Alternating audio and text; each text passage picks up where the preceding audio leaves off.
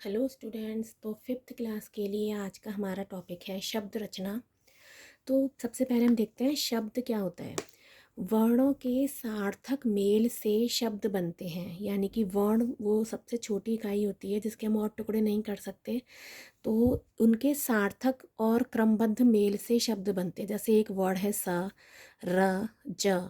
जब हमने इन तीनों को जोड़ दिया तो उसमें मात्रा लगा दी तो ये क्या बन गया? सूरज। तो ये वर्ड थे, इनके एक मेल से, सार्थक मेल से शब्द बनते हैं। सार्थक मेल का मतलब है, अगर हमने ऐसे लिख दिया ज र श या र ज स, तो उसका क्या कोई मतलब है? नहीं। इसका मतलब उनका कोई सार्थक मेल होना चाहिए, यानी कि उनका कोई मतलब होना चाहिए, तभी वो शब्द कहलाते हैं। ठीक है। इसके भेद क्या होते हैं? इसके तीन भेद होते हैं शब्द बनाने के। या तो उत्पत्ति या स्रोत के आधार पे, मतलब जिस फॉर्म में इसकी उत्पत्ति हुई थी, जब हमारी पढ़ाई स्टार्ट हुई थी, मीन्स हिंदी का वो संस्कृत या हिंदी ये भाषाएं बनी थी, तो उस टाइम पे जो उत्पत्ति के आधार पे, उस टाइम पे क्या हुआ था, कैसे ये भाषाएं बनी थी, उसके आधार पे, या फिर इनकी रचना के आधार पे ये बने हुए कैसे हैं, इनकी बनावट कैसी है उस आधार पे, या फिर इनको प्रयोग कैसे किया जाता है उस आधार पे, ये तीन प्रकार के होते हैं। ठीक है। इनको एग्जाम्पल से अभी हम समझेंगे।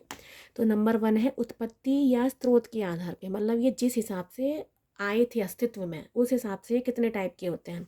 ये 4 टाइप के होते हैं उत्पत्ति के आधार पे। ये 4 टाइप के होते हैं: तत्सम, तद्भव, देशज और विदेशज या विदेशी। तत्सम शब्द वो होते हैं जो संस्कृत भाषा से, क्योंकि हमारी सबसे प्राचीन भाषा संस्कृत है, तो जो शब्द संस्कृत भाषा से ज्यों के त्यों हिंदी में यूज़ किए जाते हैं उनको तत्सम शब्द कहते हैं। जैसे जल, सूर्य, वायु, ये सारे संस्कृत के वर्ड हैं, लेकिन हिंदी में, हमारी हिंदी लिटरेचर में भी इनको यूज़ किया जाता है। इनके हिंदी में क्या मतलब है? जल का मतलब होता है पानी, सूर्य का मतलब होता है सूरज, और वायु का मतलब होता है हवा।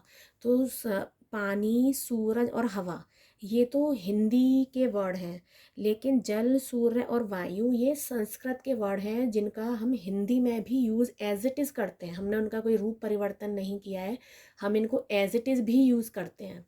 ठीक है। तद्भव क्या होते हैं? जो संस्कृत शब्द हिंदी में कुछ बदलाव के बाद आए हैं, जैसे मैं हमने इन्हीं का एग्जाम्पल लिया, तो ये तो हमारे तत्सम शब्द हैं। लेकिन जल को हमने हिंदी भाषा में पानी कह दिया, सूर्य को हमने हिंदी भाषा में सूरज कह दिया, वायु को हमने अपनी हिंदी भाषा में हवा कह दिया। तो ये जो उनको हमने तो कुछ रूप परिवर्तन करके जो हम हिंदी में हमने इंक्लूड किया, ये इसका तद्भव रूप कहलाता है। ठीक है। जैसे सांप को हम सर्प को हमने सांप बना दिया। घृत संस्कृत का वर्ड है जिसको हम हिंदी में घी कहते हैं। प्रथम संस्कृत का वर्ड है जिसको हम हिंदी में हमने पहला वर्ड कहते हैं। ठीक है। तो ये सारे संस्कृत वर्ड हैं, इनको हम हिंदी में कैसे हमने चेंज किया है, वो ही हमारे तद्भव शब्द होते हैं। ठीक है। देशज शब्द जब होते हैं जिनका संस्कृत भाषा से कोई संबंध नहीं है, वो हमारे ही देश में जन्मे हैं, मतलब संस्कृत भी हमारे देश की है, लेकिन इन सारे वर्डों का रिलेशन संस्कृत में नहीं है, ये संस्कृत वर्ड नहीं है, ये हमारे देश में ही उपजे हैं। जैसे कि पेट, रोटी, घास, और भी काफ़ी सारे वर्ड हैं जो देश, हमारे ही देश में पैदा हुए थे। ठीक है। विदेशी, जैसे कि इसके नाम से पता पड़ रहा है, जो शब्द दूसरी देश की भाषाओं से हिंदी में आए हैं, जैसे स्कूल, स्टेशन, टेलीविज़न, ये अंग्रेजी भाषा से आए हैं, क्योंकि ये इंग्लिश के शब्द है। स्कूल इंग्लिश का शब्द है, क्योंकि इसको हिंदी में विद्यालय बोलते हैं। स्टेशन इंग्लिश का शब्द है, इसको हिंदी में कुछ और बोलते हैं। टेलीविज़न को भी कुछ और बोलते हैं। ठीक है। तो ये तीनों ही इंग्लिश भाषा से आए हुए हैं। ऐसे ही अलग अलग भाषाओं से भी आए हैं, जैसे कि फ़ारसी भाषा से भी आए हैं, अरबी भाषा से भी आए हैं। जैसे ज़मीन, ये फ़ारसी भाषा का शब्द है। लिफाफा, ये भी फ़ारसी भाषा का शब्द है। तो अलग अलग भाषाओं से हिंदी में जो आए हैं शब्द, उनको हम विदेशी कहते हैं। ठीक है। ये तो हुए आपकी उत्पत्ति के आधार पे। अब हम पढ़ते हैं दूसरा टाइप, रचना या बनावट के आधार पे। ये किस टाइप से बने हुए हैं उसके हिसाब से ये कितने प्रकार के होते हैं, उसके हिसाब से ये 3 प्रकार के होते हैं: रूढ़ युग, यौगिक और योग ऋण। ऋण का मतलब होता है वो शब्द जिनके हम और टुकड़े नहीं कर सकते, जिनके यदि हम टुकड़े करें तो उनका कोई मतलब नहीं होता। इन्हें मूल शब्द भी कहते हैं, अर्थात जिस रूप में इनकी उत्पत्ति हुई है उन्हीं को हम रूढ़ शब्द कहते हैं। जिस रूप में इनकी उत्पत्ति हुई है उन्हीं को हम रूढ़ शब्द कहते हैं। जैसे कि घर, अब इसको आप और ब्रेक करोगे तो घ का कोई मतलब नहीं है, रा का कोई मतलब नहीं है, ठीक है।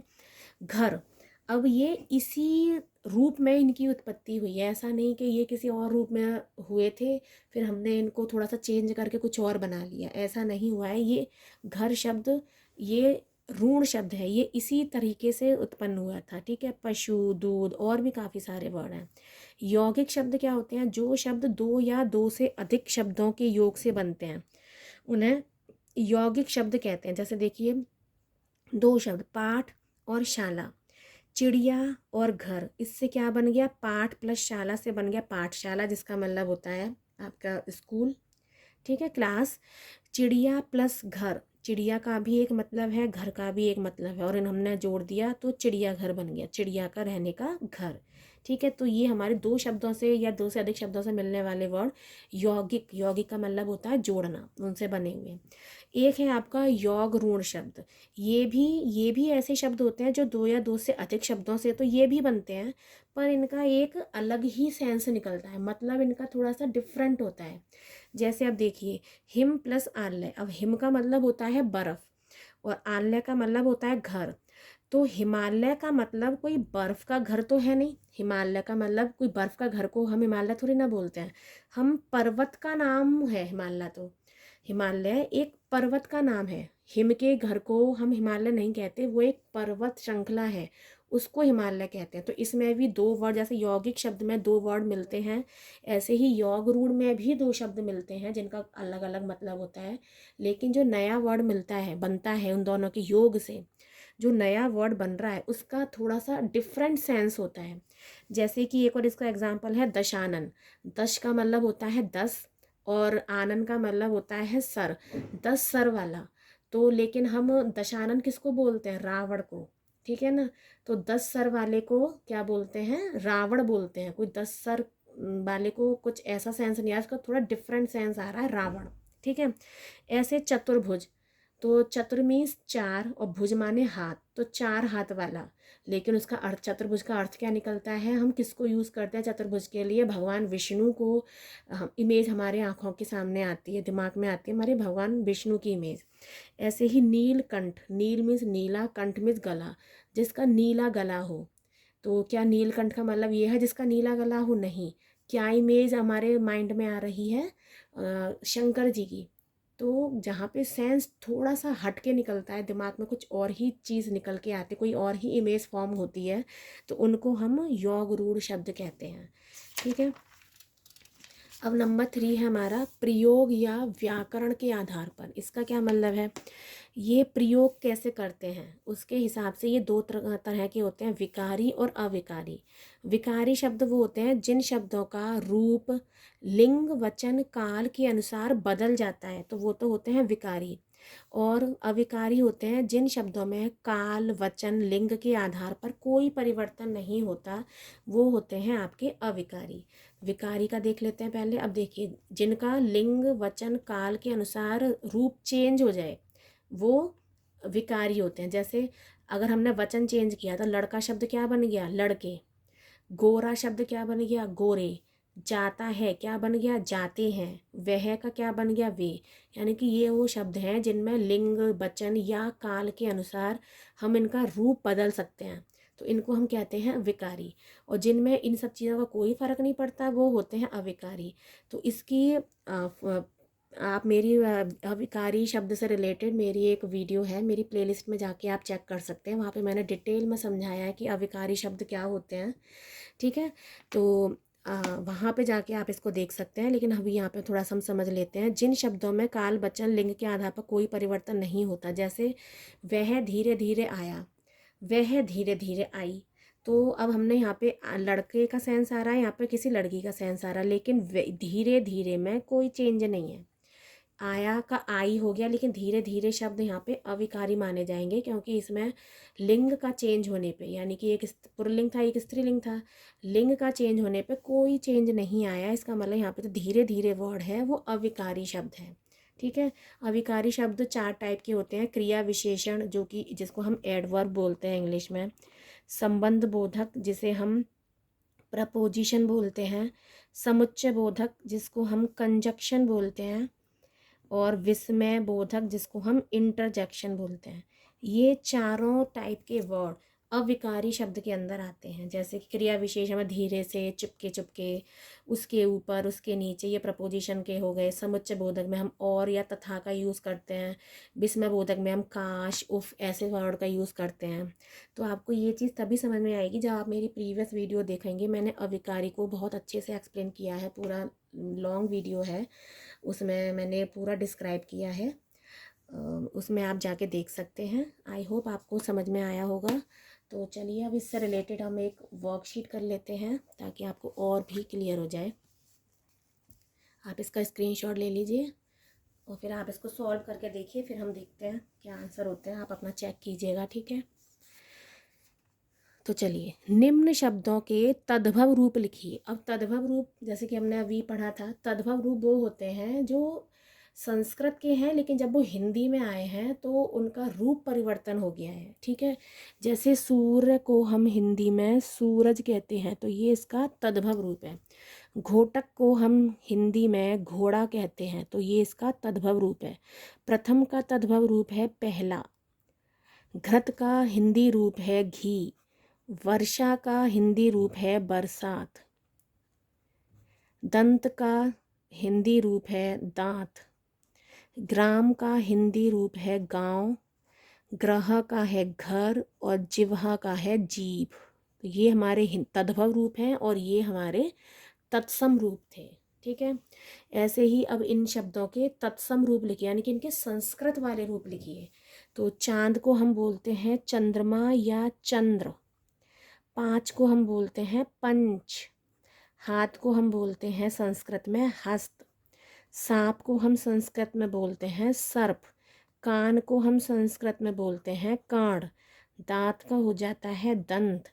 आँख का हो जाता है अक्षी। अच्छा, यहाँ पे कई बच्चे गलती करते हैं, आँख का नयन या चक्षु लिख देते हैं, लेकिन वो इसके संस्कृत वर्ड नहीं है, वो हिंदी के ही वर्ड है। नयन उसका हिंदी ही वर्ड है, तो इसका संस्कृत वर्ड है अक्षी, ठीक है। नाक का संस्कृत रूप है नासिका और फूल का संस्कृत रूप है पुष्प, ठीक है। अब ये है नंबर 3, निम्न योग रूढ़ शब्दों के विशेष अर्थ बताइए। जो योग रूढ़ में हमने पढ़ा था ना कि इमेज किसकी हमारे माइंड में आती है, वो उसका मतलब होता है, ठीक है। अब जैसे नीलकंठ, नीला है कंठ जिसका, तो उनको क्या कहते हैं, शिव जी। हमारे दिमाग में किसकी इमेज फॉर्म हुई, भगवान शिव जी की। पीतांबर, पीतांबर का मतलब होता है पीला है जिसका अंबर। तो पीले कलर का जिसका, येलो कलर का जिसका अंबर है, उसको क्या बोलते हैं, विष्णु की इमेज हमारे माइंड में आती है। जलद, जलद मीन जल से भरा हुआ, यानी कि किसकी इमेज बन के आई, बादल की। दशानन, 10 सर वाला, मुंह वाला, यानी कि रावण की इमेज बन के आई। लंबोदर, लंबा है पेट जिसका, लंबोदर यानी कि लंबा है पेट जिसका, वो कौन होते हैं, गणेश जी की इमेज आ रही है हमारे सामने। राष्ट्रपिता, पूरे राष्ट्र के जो पिता के समान है, तो किसकी इमेज आई, गांधी जी को राष्ट्रपिता के नाम से भी जाना जाता है, ठीक है। दिए गए अंग्रेजी शब्दों के लिए हिंदी शब्द लिखिए। अब देखिए, कॉलेज को हिंदी में महाविद्यालय कहते हैं। प्रिंसिपल को हिंदी में प्रधानाचार्य जी कहते हैं। क्लास को हिंदी में कक्षा कहते हैं और टीचर को हिंदी में शिक्षिका या अध्यापक कहते हैं, ठीक है। अब ये देखिए, मिठाई किस प्रकार के शब्द का उदाहरण है, क्या ये संस्कृत का शब्द है, क्या ये हिंदी का शब्द है, क्या ये देश का है, क्या ये विदेश का है। तो इसका आंसर है ये संस्कृत का शब्द नहीं है, क्योंकि संस्कृत का शब्द मिठाई का होता है मिष्ठान या मिष्ठ। तो ये तद्भव रूप है, ठीक है, जो संस्कृत से आया है लेकिन हिंदी में कन्वर्ट हो गया है, ठीक है। अग्नि किस प्रकार का शब्द है, अग्नि संस्कृत का शब्द है, इसलिए इसका आंसर है तत्सम, ठीक है। इनमें से कौन सा शब्द तद्भव है, तद्भव का मीन जो संस्कृत का है लेकिन हिंदी में आके चेंज हो गया है। तो देखिए, मयूर तो ऑलरेडी संस्कृत का शब्द है क्योंकि हिंदी में इसको मोर कहते हैं, है ना। भ्रमर, भ्रमर का मतलब होता है भौरा, ठीक है। मयूर, मयूर तो मोर इसका तद्भव रूप है। भ्रमर का मतलब होता है भौरा, तो ये इसका तद्भव रूप है, यानी कि ये सारे तत्सम है। प्रहर का मतलब होता है दिन का समय, दिन का 3 घंटे का लगभग का समय जो होता है, दिन का 3 घंटे का समय। तो ये हिंदी मतलब है, ये सारे संस्कृत के मतलब हैं। लेकिन कबूतर, कबूतर हमारा तद्भव रूप है, क्योंकि इसका संस्कृत का रूप होता है आपका कपोत। इसका मतलब ये हिंदी का शब्द है, क्योंकि इसका संस्कृत का शब्द होता है कपोत। तो इसका राइट आंसर है आपका कबूतर। आई होप आपको समझ में आया होगा। तो मिलते हैं नेक्स्ट वीडियो में। Thank you.